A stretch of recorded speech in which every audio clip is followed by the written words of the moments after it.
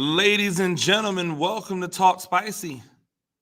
I am Coach Gene Clemens. Thank you for joining me. Wherever you are joining me, rate the show, comment, agree, disagree, but whatever you do, make it spicy. 5-star ratings are appreciated. And if you're joining me on the YouTube channel, make sure that you like and subscribe as we continue to get closer and closer to 2,000. That's what the goal is right now. 2,000 is the goal. It was a great weekend of football. We saw a lot of things on the field, a lot of things that make you go, a lot of things that leave one asking questions that no one else seems to want to have answers for. Like, when are we going to start? When are we going to start just enjoying the genius of Lamar Jackson? Last night, by all accounts, the Baltimore Ravens were supposed to lose to the Kansas City Chiefs. Last night, by all accounts, Lamar Jackson was supposed to struggle versus the Kansas City Chiefs. Lamar Jackson comes out. He throws a pick. The pick was not his fault. The pick was a product of the wide receiver slipping. So he threw the ball thinking the wide receiver was going to be somewhere that the wide receiver was not. That happens. But immediately the narrative started going, oh, he's tight. Oh, he's a little off. Comes back out. They start getting it going, running. He's throwing intermediate. I can tell you without any issues, he had some issues throwing the ball deep last night, early especially. He had issues throwing the ball deep. Didn't have his feet set properly, I think. When he tried to throw the ball laterally, like on screens, didn't have his feet set. But everything short to intermediate, as it's always been, was pinpoint for Lamar Jackson. Pinpoint. The second interception he threw, he got tricked. He got fooled. Guess what? The defense has Pro Bowlers and All Pros as well. Kansas City got him. That one was on him. Okay, cool. So now he's sitting down double digits, 2 interceptions, and everybody's starting to come, Lamar, he's a running back. And then this man went out there and went straight virtuoso. Not only did he pass the ball all around the yard and get it to dudes, let those dudes cook. Hollywood Brown looks like a viable choice again. You can see what him and Sammy Watkins have cooking. Mark Andrews back in the fold. I still think they need to get Tyshawn Williams involved more in the passing game because I think he's the most explosive of the backs that they have right now. But you saw this man put on a virtuoso. You saw this man go full high school quarterback. Guess what? Lamar Jackson's been doing that his entire life. This Lamar Jackson that you see is not something new. This Lamar Jackson, this one that you want to start give a little props to, maybe that you might want to give some props to, he's not something brand new. He's not something never seen before.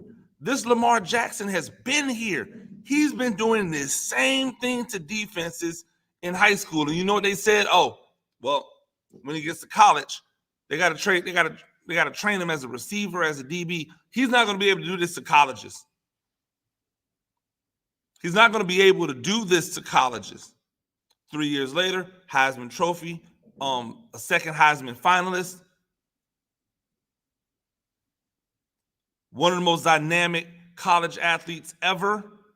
One of the most dynamic college quarterbacks ever.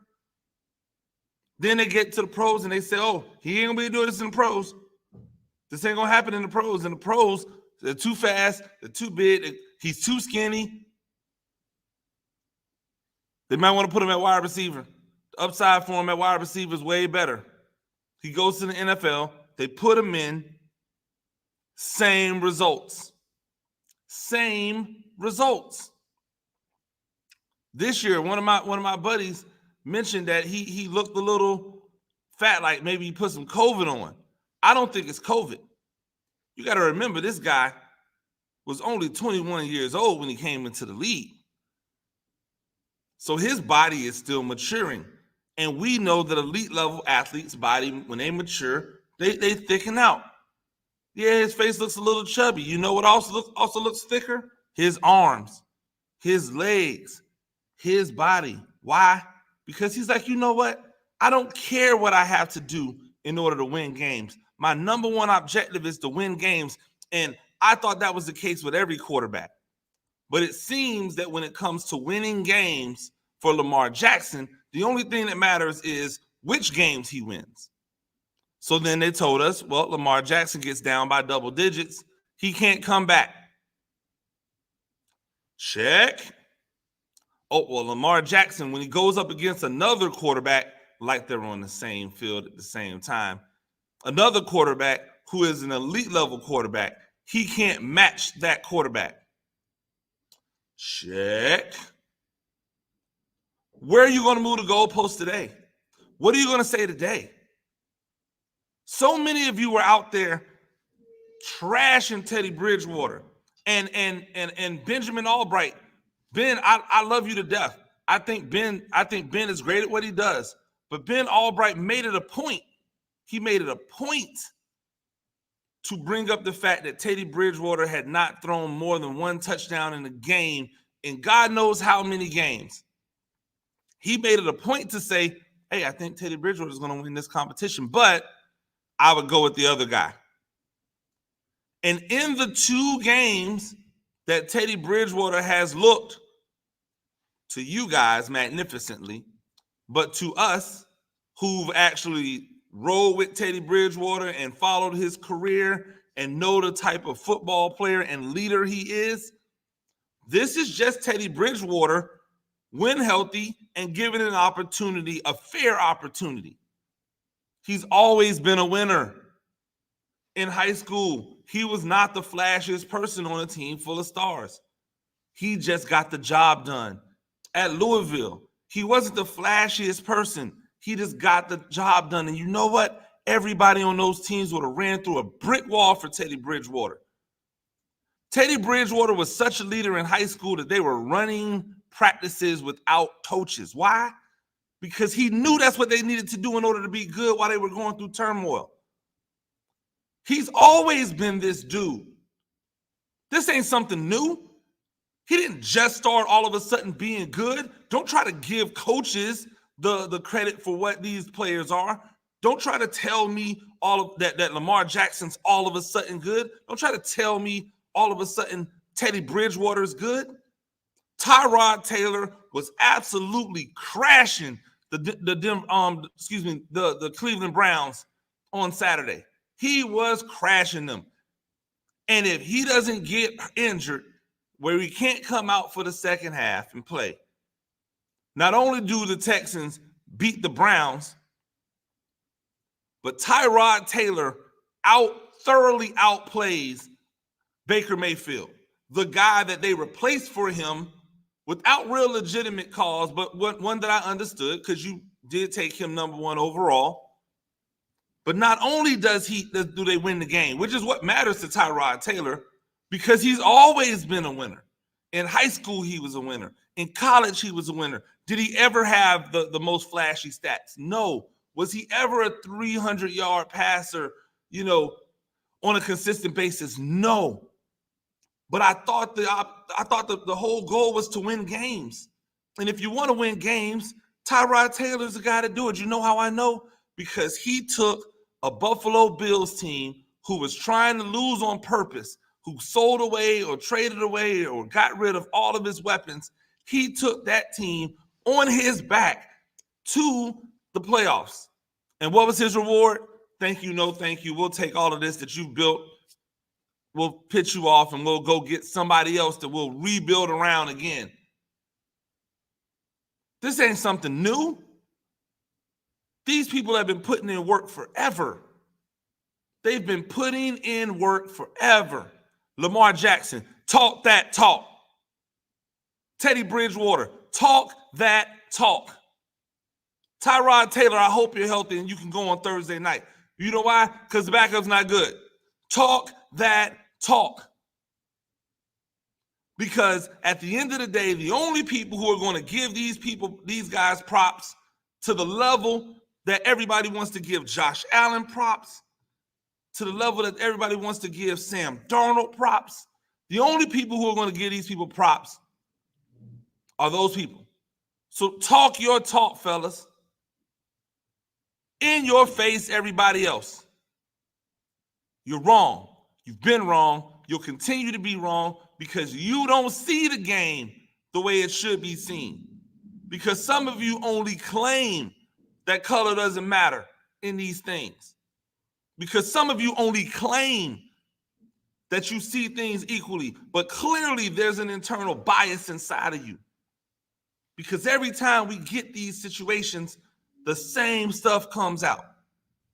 You know what I started hearing last night? I started hearing about, Justin Fields taking over. Well, he didn't look that great the first time. Yeah, I mean, no one really talks about the fact they had a touchdown pass drop. But anytime one of those other quarterbacks, something happens that's not good, well, he had touchdowns drop. Well, he's still, the coaching staff has to help him out.